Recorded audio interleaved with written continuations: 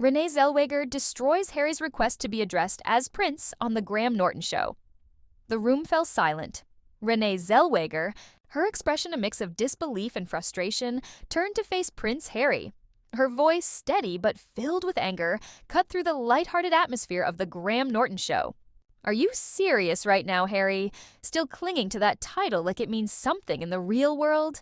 It's 2025, and people are tired of bowing to royalty that does nothing but demand respect without earning it. What have you done? Besides, leaving your country and whining about the press to justify anyone calling you prince?" Gasps echoed through the audience. The mood, which had been light and playful just moments before, shifted sharply into tense discomfort. Graham Norton's usual charming grin faltered. The camera zoomed in on Prince Harry, whose face flushed slightly. Whether in anger or embarrassment, it was unclear. Zellweger wasn't done. "You left the royal family. You said you wanted a normal life, but now, when it suits you, you demand the same respect that comes with being a working royal. Do you even hear yourself?" she continued, her voice rising. "People out there are struggling, fighting to make a name for themselves without a crown on their heads, and you expect the world to bow to you just because you were born into privilege?" The air was thick with tension. The audience members exchanged glances, some shifting uncomfortably in their seats. Zellweger had done what few dared. She had openly challenged royalty, and not just any royal, but Prince Harry, a figure who had built his post-royal identity on being one of the people. Then came Harry's response. His jaw tightened. His hands gripped the armrests of his chair. When he finally spoke, his voice was calm but unmistakably laced with anger. "I don't demand respect, Renée. I simply expect basic decency. Whether you like it or not, my title is part of who I am. It's my family, my history. You don't get to erase that just because you don't like the monarchy." The crowd, sensing the heat rising, murmured nervously.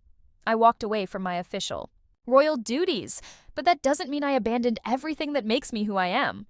I've spent years working to help veterans, mental health charities, and communities in need. But none of that matters to you, does it? His tone sharpened. "Because the only thing you see is my title. And if that's all you care about, then maybe you're no different from the people who hounded my mother until her death." A stunned hush fell over the room. The reference to Princess Diana was like a punch to the gut. Zellweger blinked momentarily, thrown off. The weight of Harry's words settled over the audience like a thick fog. Graham Norton, ever the expert at diffusing tension, cleared his throat and tried to steer the conversation toward a safer topic. But the energy in the room had already shifted. The damage was done. For the rest of the episode, the tension between Zellweger and Harry lingered.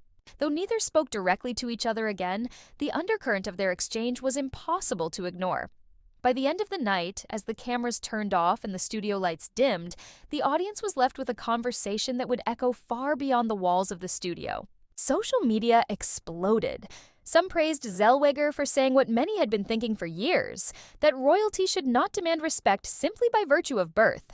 Others defended Harry, arguing that leaving the royal family did not mean erasing his identity or history.